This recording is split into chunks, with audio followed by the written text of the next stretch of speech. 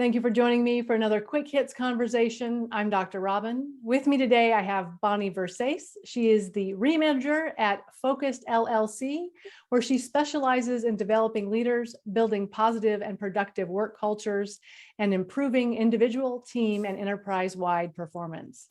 I have Stewart Wiggins with Induna Advisors, where he offers fractional chief operating officer services and brings resources together to scale your business.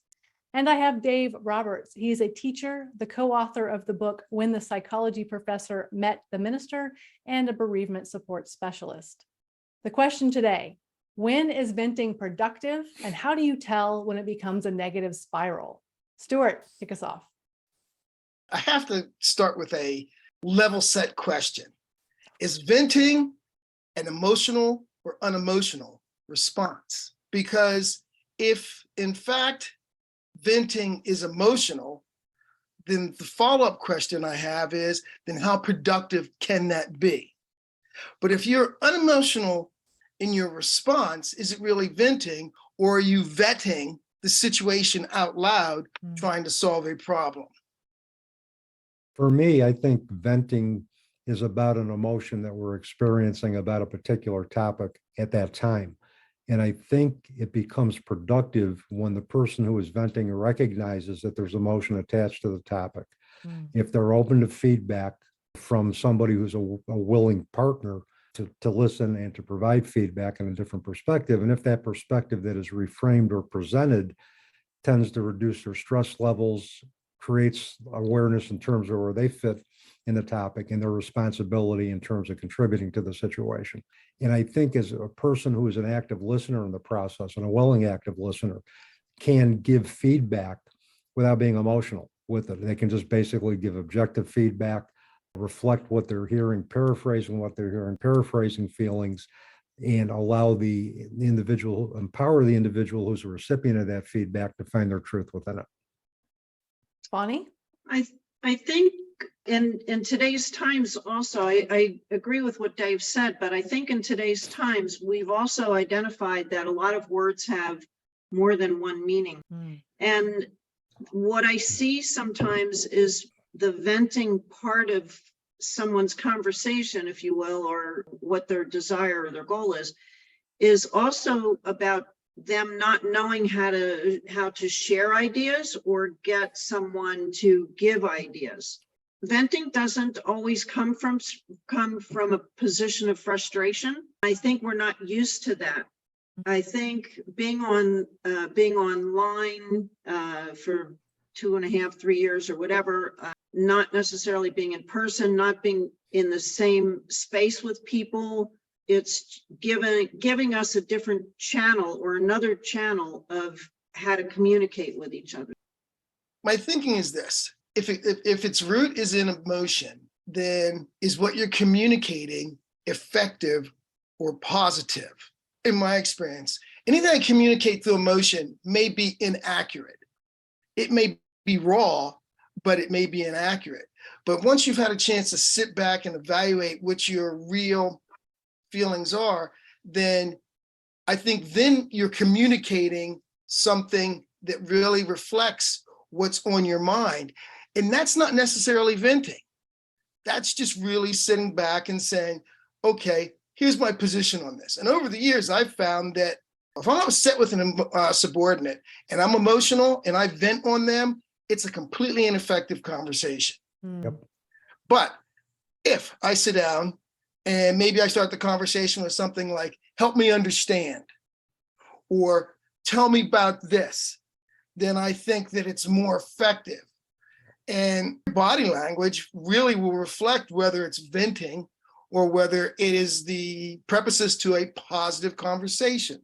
So I have, obviously with clients, they call me when they're frustrated or whatever's going on with them and they need to get that out. And so there's a couple of things I pay attention to. One, are they sharing how they feel and what they think? And are they kind of unwinding? And if that's the case, then I can say, okay, do you feel like I understand this? Do you feel like I understand how you feel? Are you ready to problem solve? That's one option. The other option is they can be winding themselves up. And that is the opposite of venting. That is just getting going. And that is something I try to cut off at the pass really quickly, is that I don't let them spiral upwards into getting themselves in a frenzy. I think just to dovetail off of what you, Robyn, and Stewart have said, there's a totally affective or emotional component to the disclosure. It isn't effective because if anything, it may just get that individual more hyped up, and it doesn't problem solve.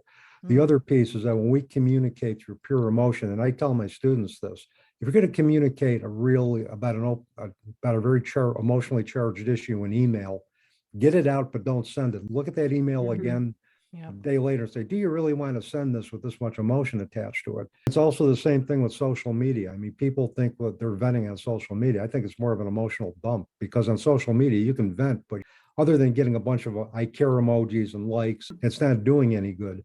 And people will say, well, geez, I shouldn't have said that. I'll delete it. But as long as we got screenshot, that's going to live in infamy somewhere. And so I tell my students, be cautious.